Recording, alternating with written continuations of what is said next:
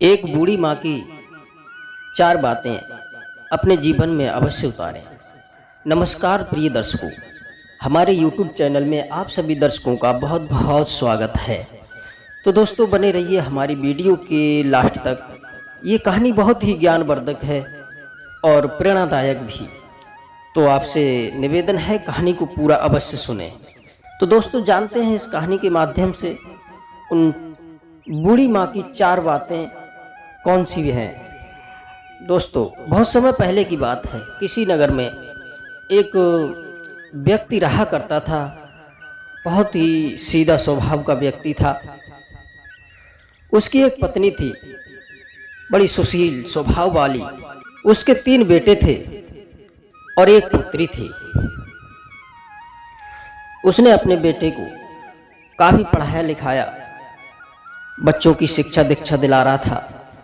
पर उनमें से जो छोटा लड़का था और बड़ा लड़का, ये पढ़ने में तेज थे, और जो बीच वाला था वो कुछ पढ़ने में कम तेज था। लेकिन दोस्तों, जो मझला लड़का था वो बड़ा ही सीधा स्वभाव का था। उसका पढ़ने लिखने में मन नहीं लगता था। घर पर जो भी काम होता था वो उसी काम को करता रहता था, लेकिन पढ़ने नहीं जाता था। दोस्तों, धीरे धीरे समय गुजरता चला गया। जो उसके दोनों भाई थे, बड़े और छोटे, वो पढ़ लिख करके एक अच्छी सरकारी नौकरी में लग जाते हैं। और उसकी जो एक बहन थी, उसके लिए भी एक बहुत अच्छा सा घर मिल जाता है। उसकी भी शादी हो जाती है। दोस्तों, जो बीच वाला लड़का था वो बड़ा ही सीधे स्वभाव का था। वो ये तो कभी जानता ही नहीं था किसके साथ छल करना है, किसके साथ धोखा करना है। जैसे छल, कपट, फरेब, झूठ बोलना, इनमें से कोई भी अवगुण उसके अंदर नहीं थे। बड़ा सीधा सज्जन, देखने में भी भोला लगता था। दोस्तों, कौन माँ बाप ऐसा होगा जो अपने बच्चे के बारे में नहीं सोचता होगा। माँ ने सोचा कि मेरा ये बच्चा पढ़ने लिखने से रह गया। अब माँ को उसकी बड़ी चिंता होने लगी। माँ सोचने लगी कि अभी तक तो मैं जिंदा हूँ, मैं इसे बना करके खिलाती हूँ। मेरे ना होने पर इसका क्या होगा। हो सकता है इसके भाई इसका साथ दें या ना दें। यही सब सोच करके उस बूढ़ी माँ को बड़ी चिंता खाए जा रही थी। पर बूढ़ी माँ ने ऐसे तैसे इधर उधर से कुछ ना कुछ जुगाड़ तुगाड़ करके अपने उस बेटे की भी शादी कर ली। दोस्तों, ये तो आप सभी जानते ही हैं कि माँ बाप के लिए उसकी संतान कैसी भी हो, अच्छी बुरी, लेकिन सबके बारे में माता पिता सोचते हैं। तो वह अपने बेटे की शादी कर लेती है। उसकी पत्नी भी उसी की तरह सीधे स्वभाव वाली थी। उसके अंदर भी छल कपट फरेब नहीं था। वो पत्नी भी बड़े सीधे सज्जन स्वभाव वाली थी। और वो मझला वाला लड़का भी अपनी पत्नी के साथ रहने से वो भी काफ़ी होशियार हो गया। उसकी पत्नी भी बड़े दिमाग से अपने घर में काम किया करती थी, किसी भी प्रकार की शिकायत का मौका नहीं देती थी।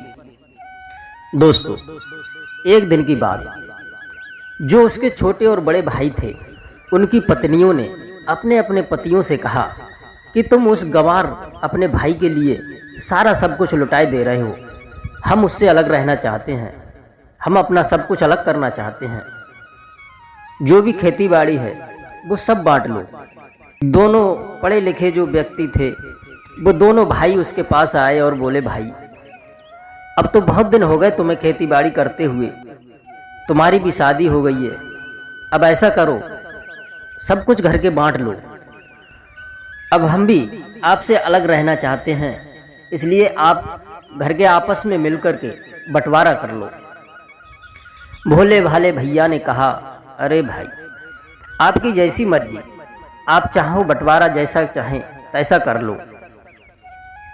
उसके जो बड़े और छोटे भाई थे वो बोले, भाई ऐसे बंटवारा नहीं होगा। एक काम करो, 4-5 पंचों को बुला लो, उन पंचों के द्वारा बंटवारा करा लो। मित्रों, पंचों को बुलाया गया। पंचों ने आपस में मशवरा किया कि इन दोनों की तो नौकरी लगी हुई है, इनके पास तो काफ़ी धन है, जो मजला वाला है इसकी कोई नौकरी नहीं है।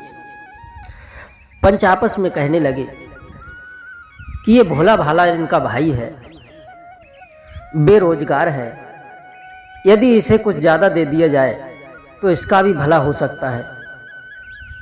पंचों ने उस भोले भाले व्यक्ति से पूछा, बताइए तुम क्या लेना चाहते हो?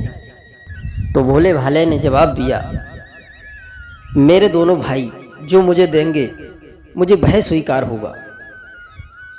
लेकिन पढ़े लिखे भाई कहने लगे, ऐसे कैसे हम दे सकते हैं, जो भी तुम्हारे हिस्सा में पड़े वो आप ले लो, हम उसको देने से मना नहीं करेंगे। पंच कहने लगे, पहले अपनी संपत्ति के बारे में बताओ, तुम्हारे सबके पास में कितनी संपत्ति है? तो पंचों को बताया कि हमारे पास 2 एकड़ जमीन है और 1 मकान है। पंचों ने कहा, ठीक है, 2 वस्तुएं हैं, जमीन और मकान। ऐसा करो, 2 जगह तो जमीन कर दो और 1 जगह कर दो मकान। 2 भाई आधी आधी जमीन ले लें और 1 भाई 1 मकान ले लें। अब भोले इंसान से कहा, बताओ तुम्हें क्या चाहिए? तो दोनों भाई कहने लगे, जिनकी नौकरी लग चुकी थी, वो कहने लगे, वैसे भी हमें मकान की ज़रूरत नहीं है, हमें ज़मीन दे दो, हम किसी के द्वारा अपने खेतों में फसल करवा लेंगे, उसमें हमें खाने पीने के लिए अनाज मिल जाया करेगा। भोले व्यक्ति से पूछा, क्या तुम अपने भाइयों को ज़मीन देना चाहते हो? भोला व्यक्ति कहने लगा, क्यों नहीं, हमारे भाई जो चाहें वो ले सकते हैं। भोले व्यक्ति से पूछा, फिर तुम क्या लेना चाहते हो, तुम्हें क्या बचा? भोला कहने लगा कि मुझे मेरी माँ मिल गई, मैं अपनी माँ को लेना चाहता हूँ। आपने जमीन के तो हिस्से कर दिए, लेकिन मैं माँ के हिस्से नहीं करने दूंगा, माँ मेरे हिस्से में रहेगी। जब से मैं पैदा हुआ हूँ और आज तक मेरी माँ ने बड़ी मुसीबतों से मुझे पाला पोसा, और माँ पर बुढ़ापा आने वाला है और माँ की सेवा हम करेंगे, इसलिए माँ को हम अपने हिस्से में लेते हैं। दोस्तों, उस भोले भाले व्यक्ति की ऐसी बातें सुनकर के सभी पंच और उसकी माँ गदगद हो गई। दोस्तों, पुत्र हो तो ऐसा अपने बच्चे को गले से लगा लिया, मुझे मेरी माँ मिल गई, मैं मकान का क्या करूँगा, मकान मेरी बहन के लिए दे दीजिए, मेरी बहन का भी तो हिस्सा होना चाहिए, ये मकान अपनी बहन को दे देता हूँ। दोस्तों, बहन भी पास में खड़ी थी, बहन की आंखों में भी आंसू आ गए। बहन सोचने लगी, मैं जिस भाई को पागल समझती थी, मैं उसे पागल समझकर उसके पास नहीं आती थी,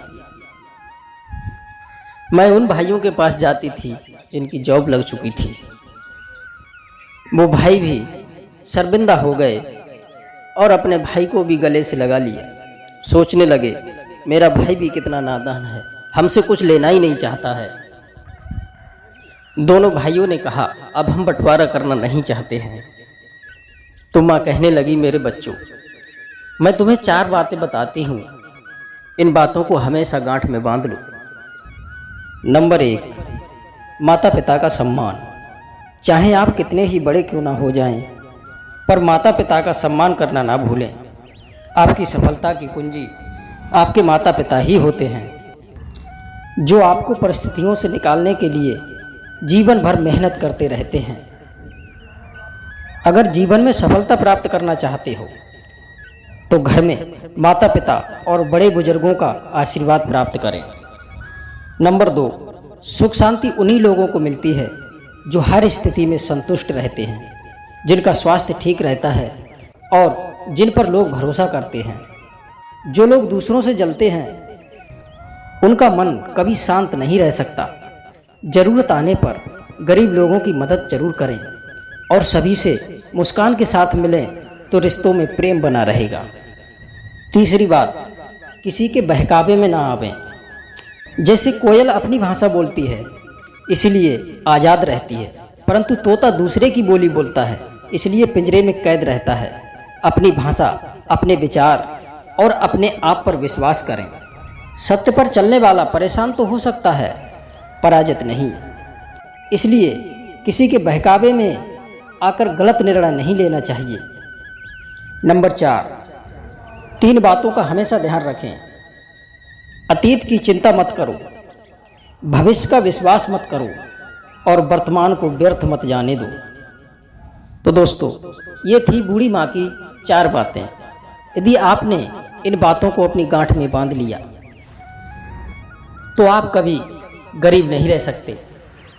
दोस्तों, यदि हमारी कहानी पसंद आई हो तो कहानी को लाइक और शेयर अवश्य करें। फिर मिलते हैं अगली किसी नई वीडियो में नई जानकारी के साथ। तब तक के लिए आप सभी दर्शकों का बहुत बहुत धन्यवाद। जय श्री कृष्ण, जय श्री राधे।